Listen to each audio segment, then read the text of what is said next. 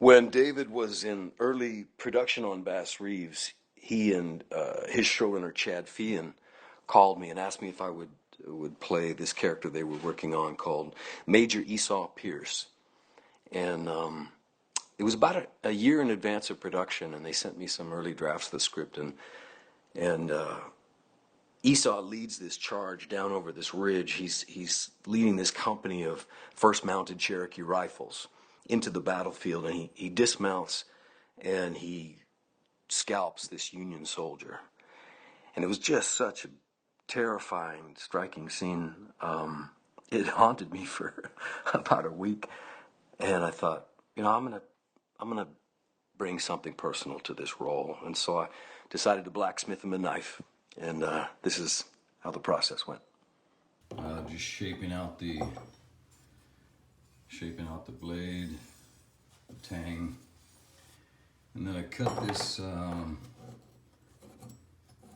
pommel out of or guard saw rather, out of a brass wheel, and that'll go there, roughly, something like that.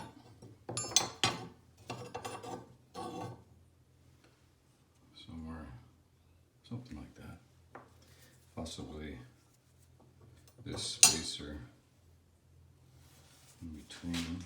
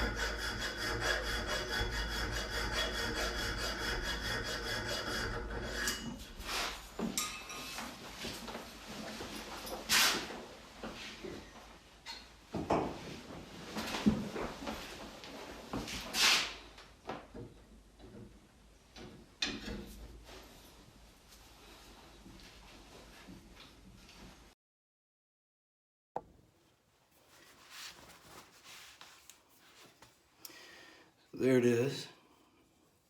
Just wanted it to look authentic to the period. Blacksmithed and hand-honed, and an elk antler handle. Something that Esau could have made himself or traded one of his Cherokee men for. There it is.